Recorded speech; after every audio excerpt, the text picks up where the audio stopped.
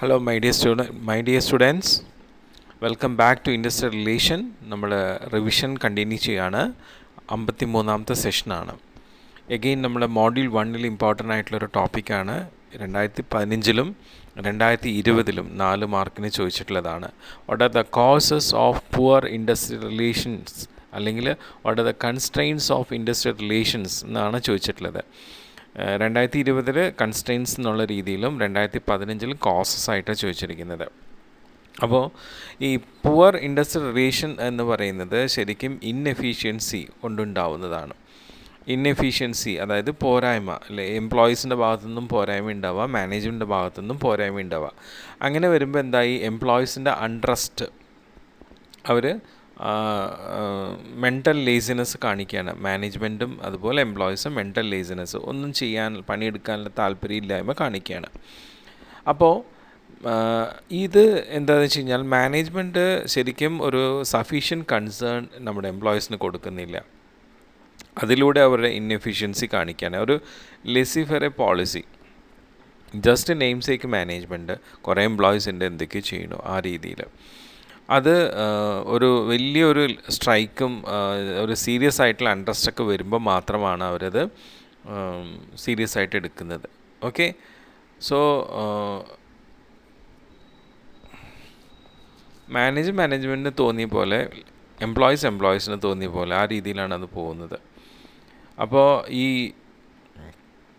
ശരിക്കും ഈ എംപ്ലോയീസിൻ്റെ അടുത്ത് കാണിക്കുന്ന പല കാരണങ്ങളാണ് ഈ ഒരു ഇൻഡസ്ട്രിയൽ റിലേഷൻ ഇത്രയും പൂറാവാനുള്ള റീസൺ വരുന്നത്. അതെന്തൊക്കെയാണെന്ന് നോക്കൂ. മാനേജ്മെൻറ്റും ലേബേഴ്സും തമ്മിൽ ഒരു മെൻ്റൽ ഇനേർഷ്യ, ഉൾവലിവ്, അല്ലേ, മെൻ്റൽ ഇനേർഷ്യ എന്ന് വെച്ചാൽ ഉൾവലിവ്. മാനേജ്മെൻറ്റും എംപ്ലോയീസിനൊന്നും ചെയ്യാൻ താല്പര്യം കാണിക്കുന്നില്ല, എംപ്ലോയീസും മാനേജ്മെൻറ്റിന് വേണ്ടി ഒന്നും ചെയ്യാൻ താല്പര്യം കാണിക്കാതെ വരിക.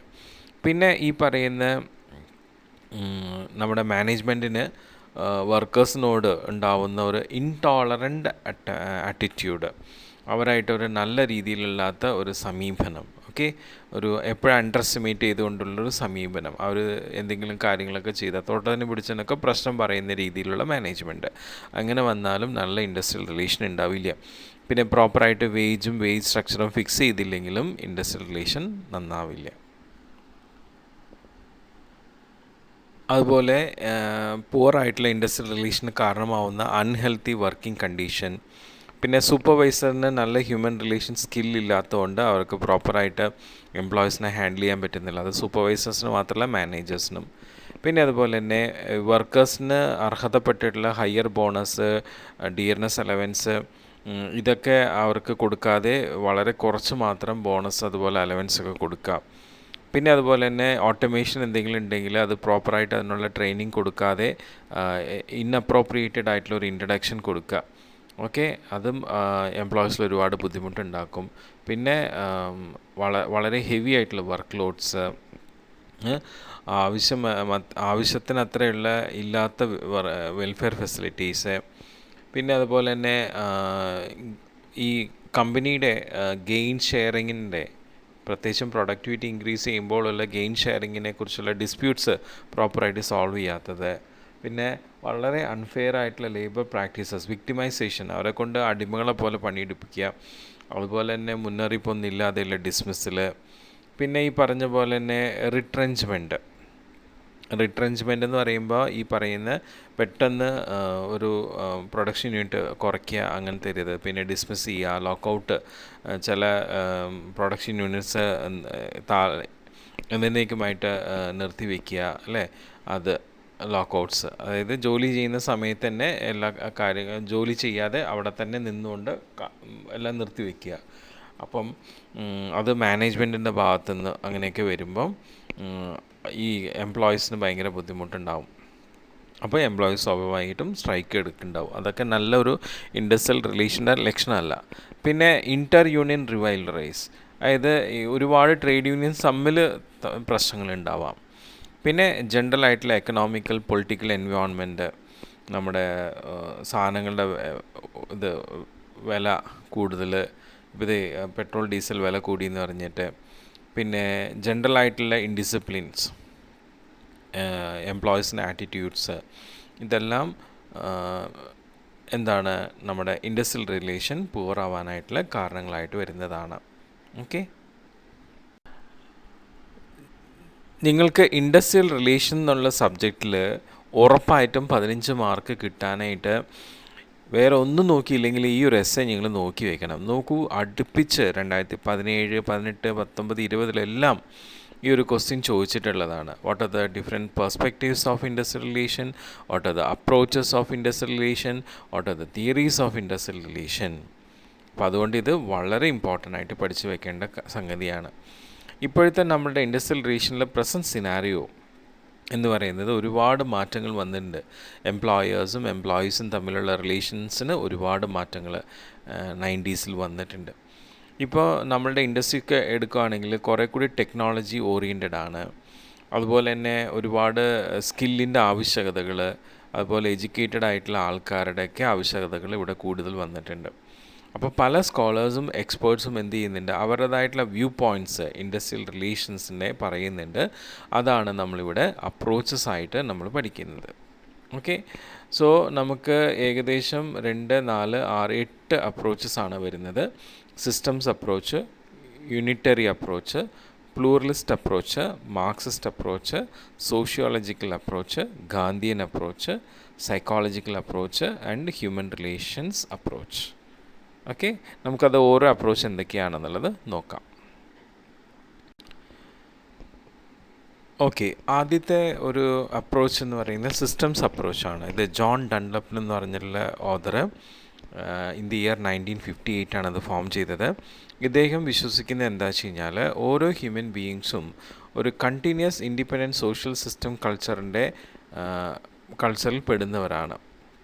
അപ്പോൾ അവർ അവരുടെ സ്വന്തമായിട്ടുള്ള ആക്ഷൻസ്, ബിഹേവിയേഴ്സ് ആൻഡ് റോൾസിന് റെസ്പോൺസിബിൾ ആണ്. അപ്പോൾ ഇതിനെ ബേസ് ചെയ്ത് അദ്ദേഹം പറയുന്നത് ഒരു ഇൻഡസ്ട്രിയൽ റിലേഷൻ സിസ്റ്റത്തിൽ 3 സെറ്റ് ഓഫ് ഡിഫറെൻറ്റ് വേരിയബിൾസ് ഉണ്ടെന്നാണ് പറയുന്നത്. ഓക്കെ, അതിൽ ആദ്യം വരുന്നത് ആക്ടേഴ്സ്. ആക്ടേഴ്സ് മീൻസ് ഇപ്പോൾ നമ്മളുടെ ഒരു ഇൻഡസ്ട്രിയൽ റിലേഷൻ ഡെവലപ്പ് ചെയ്യാനായിട്ട് ഓരോ ഇൻഡിവിജ്വൽ ആയിട്ടുള്ള എംപ്ലോയീസ് അതിൽ എത്രമാത്രം ഇൻവോൾവ് ആവുന്നു, ആക്ട് ചെയ്യുന്നു, അത് എ എന്നുള്ള ലെറ്റർ കൊണ്ട് ഡിനോട്ട് ചെയ്യുന്നു. പിന്നെ കണ്ടസ്റ്റ് എന്ന് പറയുന്നത് നമ്മളുടെ ഈ ആക്ടർ പെർഫോം ചെയ്യുന്ന ടാസ്കിനുള്ള ഒരു സെറ്റപ്പാണ്. ആ സെറ്റപ്പ് 3 ഘടകങ്ങൾ കൂടിയാണ് ഫോം ചെയ്യുന്നത്: industry, market, technologies and labour unions. Okay, അപ്പോൾ ഇൻഡസ്ട്രി മാർക്കറ്റ് എം എന്നുള്ള ലെറ്റർ കൊണ്ടും, ടെക്നോളജീസ് ടി എന്ന ലെറ്റർ കൊണ്ടും, ലേബർ യൂണിയൻസ് അതായത് power distribution in the organisation and labour unions എന്നുള്ള രീതിയിലാണ്, അത് പി എന്നുള്ള ലെറ്റർ കൊണ്ടാണ് ഡിനോട്ട് ചെയ്യുന്നത്. പിന്നെ വരുന്നത് ഐഡിയോളജി. ഇത് നമ്മളുടെ ഈ പറയുന്ന ആൾക്കാർ അവരുടെ ടാസ്ക് പെർഫോം ചെയ്യാനായിട്ട് യൂസ് ചെയ്യുന്ന ഐഡിയാസ്, അവരുടെ മെൻറ്റാലിറ്റീസ്, അവരുടെ ബിലീവ്സ്, ഇതൊക്കെയാണ് ഐഡിയോളജിയിൽ വരുന്നത്. അത് ഇനീഷ്യൽ എന്നുള്ള രീതിയിൽ ഐ എന്നുള്ള ലെറ്റർ കൊണ്ടാണ് എക്സ്പ്രസ് ചെയ്യുന്നത്. അപ്പോൾ ഇങ്ങനെയുള്ള വേരിയബിൾസ് വെച്ചുകൊണ്ട് നമുക്ക് ജോൺ ഡൺലപ്പ് സിസ്റ്റം അപ്രോച്ചിൻ്റെ ഒരു ഫോർമുല നമുക്ക് പറയാം. That is relation. Industrial relation is the function of actors, industry, market, technology, power distribution in the organization, labor unions and ideology. അപ്പോൾ അങ്ങനെ നമ്മൾ ഇൻഡസ്ട്രിയൽ റിലേഷൻ സിസ്റ്റത്തിന് ഈ സിസ്റ്റം അപ്രോച്ച് കൊണ്ട് ഒരു ഫോർമുല ഉണ്ടാക്കുകയാണ്. അപ്പോൾ ഫോർമുല അനുസരിച്ചിട്ട് ഈ പറയുന്ന ആക്ടേഴ്സ്, കണ്ടസ്റ്റ് ആൻഡ് ഐഡിയോളജിയുടെ ഒരു ജോയിൻറ്റ് ഫങ്ഷനാണ് ഒരു ഇൻഡസ്ട്രിയൽ റിലേഷൻ എന്നുള്ള രീതിയിലാണ് ജോൺ ഡൺലപ്പ് IRനെ പറയുന്നത്. യൂണിറ്ററി അപ്രോച്ച്, ആ പേര് പറയുന്ന പോലെ തന്നെ യുണൈറ്റ് ചെയ്യുക, ഏകോപിപ്പിക്കുക, അതാണ് ഈ ഒരു അപ്രോച്ചിൻ്റെ ഉദ്ദേശം. അതായത് നമ്മളുടെ ഈ പറയുന്ന എംപ്ലോയീസിനെ ഒരുമിച്ച് ഒരു ടീമാക്കി അവരിൽ കോമൺ ഒബ്ജക്റ്റീവ് സെറ്റ് ചെയ്ത് അവരെ ഇൻഡിവിജ്വൽ സ്ട്രാറ്റജീസ് ഉപയോഗിച്ച് അവരെ മ്യൂച്വൽ ആയിട്ടുള്ള എഫേർട്സ് കൊണ്ട് അവരെ ഏകോപിപ്പിക്കുക. ഓക്കെ, സോ ഈ ഒരു തിയറി അനുസരിച്ചിട്ട് നമ്മളുടെ ഓർഗനൈസേഷനിൽ കോൺഫ്ലിക്ട്സ് വരികയാണെങ്കിൽ അത് ശരിക്കും ഒരു സ്ഥായി ആയിട്ടുള്ള ഒരു സംഭവമല്ല, അത് ഒരു ടെമ്പററി ആയിട്ടുള്ളൊരു മാൽ ഫോർമേഷനാണ്. പക്ഷേ ഒരു ഏകോപനം വന്നു കഴിഞ്ഞാൽ അതൊന്നും ഉണ്ടാവില്ല. അതാണ് ഈ ഒരു യൂണിറ്ററി അപ്രോച്ചിൻ്റെ നിർദ്ദേശം പറയുന്നത്. അപ്പോൾ എല്ലാവരും നമ്മുടെ ഓർഗനൈസേഷനിലുള്ള എല്ലാവരും എന്ത് ചെയ്യണം, നമ്മളുടെ ഓർഗനൈസേഷൻ്റെ കോമൺ ഗോൾ അച്ചീവ് ചെയ്യാനായിട്ടാണ് ശ്രമിക്കുന്നത്. അപ്പോൾ അത് നമുക്ക് എത്തണമെങ്കിൽ പരസ്പരം നല്ല കോപ്പറേഷനും നല്ല ഒരു പീസ്ഫുൾ ആയിട്ടുള്ള മെയിൻറ്റെയിനിങ് പരസ്പര റിലേഷൻസും ഒക്കെ ഉണ്ടാവണം. ഓക്കെ, അത് നമുക്ക് നമ്മുടെ ഓർഗനൈസേഷനിൽ അങ്ങനെ അസോസിയേറ്റ് ചെയ്താൽ അതെല്ലാവർക്കും ഗുണം ചെയ്യുന്നതാണ്. അപ്പം ആവശ്യമില്ലാത്ത കാര്യങ്ങൾ, അനാവശ്യമായിട്ടുള്ള കാര്യങ്ങളൊക്കെ വരുമ്പോഴാണ് സ്വാഭാവികമായിട്ടും ഈ പറയുന്ന തർക്കങ്ങളും സ്ട്രൈക്കുകളൊക്കെ ഉണ്ടാവുന്നത്.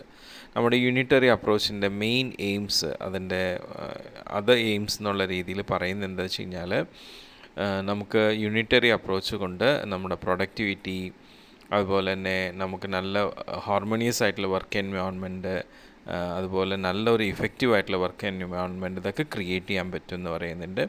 പിന്നെ അതുപോലെ തന്നെ നല്ല ട്രസ്റ്റ് വർത്തി ആയിട്ടുള്ളതും ഓപ്പൺ ആയിട്ടുള്ളതും ഫെയർ ആയിട്ടുള്ളതും ട്രാൻസ്പെറൻ്റ് ആയിട്ടുള്ള വർക്ക് കൾച്ചർ ഡെവലപ്പ് ചെയ്യാൻ പറ്റും. അതുപോലെ നല്ല ഒരു കാർഡിയലായിട്ടുള്ള വർക്ക് എൻവയോൺമെൻറ്റ്, എല്ലാവരും സഹകരിച്ചിട്ടുള്ള ഒരു നല്ല വർക്ക് എൻവയോൺമെൻറ്റ് ക്രിയേറ്റ് ചെയ്യാൻ പറ്റും. അതുപോലെ തന്നെ നമുക്ക് ഈ മാനേജ്മെൻറ്റും അതുപോലെ എംപ്ലോയീസും ഡയറക്റ്റ് ഇൻവോൾവ് ചെയ്യുന്നതുകൊണ്ട് നമുക്ക് ട്രൈബ്യൂണൽസിൻ്റെയോ മറ്റുള്ള ഗവൺമെൻറ് അസോസിയേഷൻ്റെയൊക്കെ റോളുകൾ ഇവിടെ റെസ്ട്രിക്റ്റ് ചെയ്യാം. ഈവൻ ട്രേഡ് യൂണിയൻസും വേണമെങ്കിൽ നമുക്ക് ഒഴിവാക്കി ഡയറക്റ്റായിട്ട് നമുക്ക് എംപ്ലോയീസും മാനേജ്മെൻറ്റും തമ്മിൽ എന്ത് നെഗോസിയേഷൻ ഉണ്ടെങ്കിൽ അതും നടത്താം എന്നാണ് യൂണിറ്ററി അപ്രോച്ച് പറയുന്നത്.